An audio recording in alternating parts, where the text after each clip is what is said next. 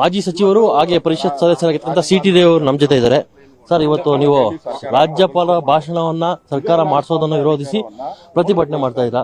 ರಾಜ್ಯಪಾಲರ ಹತ್ರ ಸುಳ್ಳು ಹೇಳಿಸಬೇಡಿ ಅಂತ ನಮ್ದಷ್ಟೇ. ರಾಜ್ಯಪಾಲರು ಅವರು ನೀವು ಹೇಳೋ ಸುಳ್ಳನ್ನ ಅವರು ಹೇಳಬಾರ್ದು, ಸತ್ಯ ಹೇಳಿಸಿ. ಸತ್ಯ ಹೇಳಬೇಕು ಅಂದ್ರೆ ನೀವು ಬೆಲೆ ಏರಿಕೆ ಮಾಡೋದನ್ನ ಹೇಳಬೇಕು. ಹಾಲಿನ ಬೆಲೆ ಏರಿಸಿದೀವಿ, ಆಲ್ಕೋಹಾಲ್ ಬೆಲೆ ಏರಿಸಿದೀವಿ, ವಿದ್ಯುತ್ ಶಕ್ತಿ ದರ ಏರಿಸಿದೀವಿ, ಬಸ್ ದರ ಏರಿಸಿದೀವಿ, ಪೆಟ್ರೋಲ್ ಡೀಸೆಲ್ ದರ ಏರಿಸಿದೀವಿ, ಮೆಟ್ರೋ ದರ ಏರಿಸಿದೀವಿ, ನೀರಿನ ದರ ಏರಿಸಿದೀವಿ.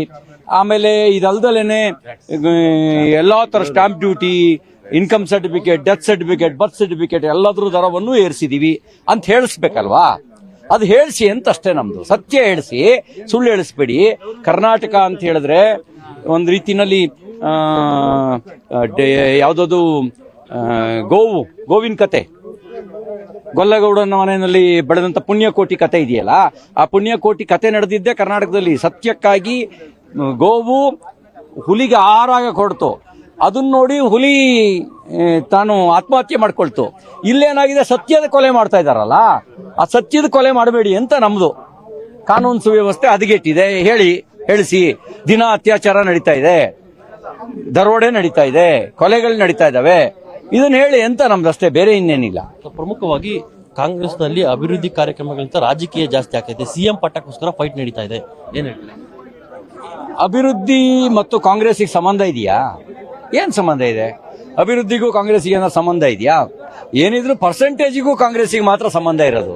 ಈಗ 40% ಹೋಗಿ 60, 80, 100% ದಾಟ್ಬಿಟ್ಟಿದ್ದಾರೆ. ಈಗ ನಾನು ಹೇಳೋ ಮಾತಲ್ಲ, ಗುತ್ತಿಗೆದಾರರ ಪತ್ರ ಬರೆದವ್ರೆ 100% ದಾಟಿದೆ, ಆದ್ರೂ ಬಿಲ್ ಕೊಡ್ತಾ ಇಲ್ಲ ಅಂತ. ವೀರಪ್ಪ ಮೊಯ್ಲಿ ಅವರು ಹೇಳ್ತಾರೆ ಡಿ.ಕೆ. ಶಿವಕುಮಾರ್ ಅವರನ್ನ ಸಿಎಂ ಆಗ ಯಾರ ಕೈಲಿಂದ ತಪ್ಪಿಸಕ್ಕಾಗೋದಿಲ್ಲ ಅಂತ.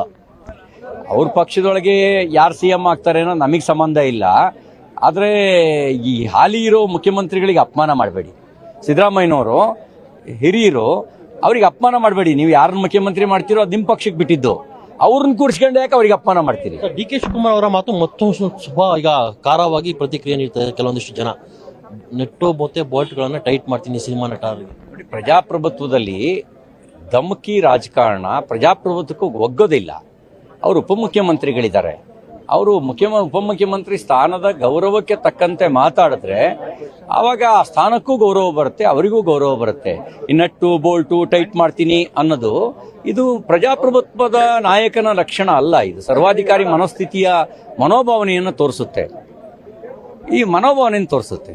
ಕೊನೆಯದಾಗಿ ಸಿದ್ದರಾಮಯ್ಯ ಅವರು ಅತಿ ಹೆಚ್ಚು ಬಾರಿ ಬಜೆಟ್ ಮಂಡಿಸ್ತಾ ಇರ್ತಕ್ಕಂಥ ಸಿಎಂ, ಏನ್ ಎಕ್ಸ್ಪೆಕ್ಟೇಷನ್ ಮಾಡ್ತೀರಾ ಸರ್? ನಾವು ನಿಮಗೆ ಎಷ್ಟು ಬಾರಿ ಬಜೆಟ್ ಮಂಡಿಸಿದ್ರಿ ಅನ್ನೋದು ಹೆಗ್ಗಳಿಕೆಯ ವಿಷಯ ಆಗಲ್ಲ. ಎಷ್ಟು ಜನೋಪಯೋಗಿಯಾಗಿ ಬಜೆಟ್ನಲ್ಲಿ ನಡ್ಕೊಳ್ತೀರಿ ಅನ್ನೋಂಥ ನುಡಿದಂತೆ ನಡೀತೀರಿ ಅನ್ನೋದು ಮುಖ್ಯ ವಿಷಯ ಆಗುತ್ತೆ. ಈಗ ಒಂದು TC ಹಾಕಿಸ್ಬೇಕು ರೈತ ಅಂದರೆ 2.5 3 ಲಕ್ಷ ದುಡ್ಡು ಕೊಡಬೇಕು. ತಪ್ಪಿಸಿ ಅದನ್ನ, ಬೆಲೆ ಏರಿಕೆಯನ್ನು ಇಳಿಸಿ, ತೆರಿಗೆ ಹೆಚ್ಚಳ ಮಾಡಿದಿರಲ್ಲ ಅದನ್ನ ಕಡಿಮೆ ಮಾಡಿ, ಜನ ಕಲ್ಯಾಣ ಮಾಡಿ, ಅಭಿವೃದ್ಧಿಗೆ ಹಣ ಕೊಡಿ. ಇದಿಷ್ಟು ಸಿ.ಟಿ. ರವಿ ಅವರ ಮಾತು. ಕ್ಯಾಮರಾಮನ್ ಜಯರಾಮ್ ಜೊತೆ Raghavendra V, power TV, Bengaluru.